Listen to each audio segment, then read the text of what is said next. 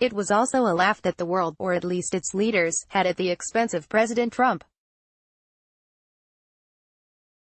Beginning his speech at the United Nations General Assembly this week, Trump didn't appear to expect the humorous interlude as he launched into a recital of his achievements in office to date. There was no serious stumble, but a short pause, perhaps taking in what was happening. Within seconds, Twitter lit up. Not long after, television news networks, including CNN, were running clips of an old quote from Trump, "They are laughing at us," in reference to the administration of President Obama. The response was clear: the president screwed up. Worse, his fragile ego was under attack.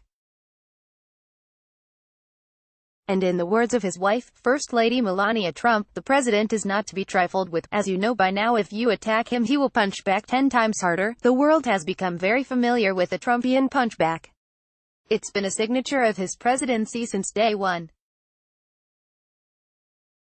Remember the controversy over Trump's inauguration? Crowds in January 2017, speaking at the CIA's headquarters the day after, Trump told the gathered intelligence officials, "I made a speech. I looked out. The field was, it looked like a million and a half people. The trouble was, pictures were placed side by side, showing the crowds at Trump's inaugurations and Obama's. They told a different story. Trump's crowd was noticeably smaller. Trump's already raucous battle with reporters went up a notch. His surrogate, Kellyanne Conway, backed Trump and his spokesman Sean Spicer, saying that the White House was presenting alternative facts. Since then, Trump hasn't let it go. He has continued to double, triple, quadruple down on his version and continued to brag of the big numbers now proven to be not alternative facts but a lie. So 2 days after the UN appearance, when Trump was asked about Laughtergate at a press conference, he punched back. And no one was surprised at his response. The fake news said people laughed at President Trump. They didn't laugh at me. People had a good time with me. We were doing it together. We had a good time. They respect what I've done. Hold on to that word, respect. It's at the core of Trump's worldview. His takeaway from the laughter is that he's reversed Obama's lackluster record on respect, telling reporters, "The United States is respected again. The United States was not respected. Everybody was taking advantage of us." If the inauguration crowd discrepancy is anything to go by, Trump is going to feel the need to scratch this itch again with reporters. But for those who actually laughed at the UNGA, there may be a different cost to their irreverence of the president. Deeper into his speech, Trump had this warning for the other 180-plus leaders: "We are taking a hard look at U.S. foreign assistance. Moving forward, we are only going to give foreign aid to those who respect us and frankly are our friends." Once caught in Trump's ire, world leaders find it hard to shake. Just ask Canada's Justin Trudeau and Germany's Angela Merkel.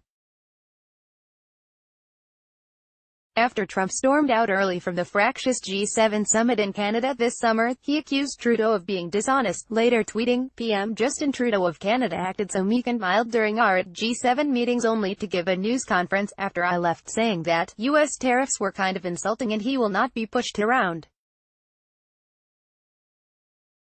Very dishonest." Came to New York for the UNGA 3 months later. Trump's grudge, or trade negotiating tactic, had hardened, saying he had rejected a meeting with the Canadian PM. Why? Because his tariffs are too high. He doesn't seem to want to move and I've told him forget about it.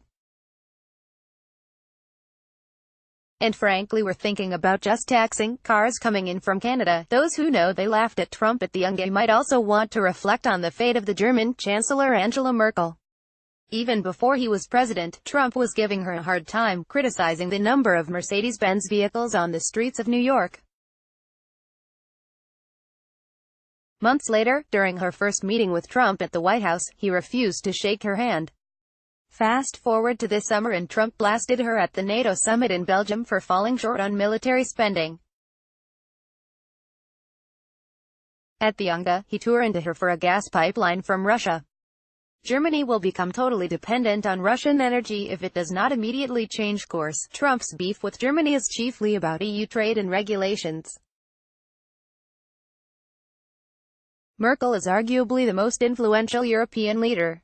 But her two Achilles heels for criticism and isolation from the EU hurt are NATO contributions and the gas pipeline.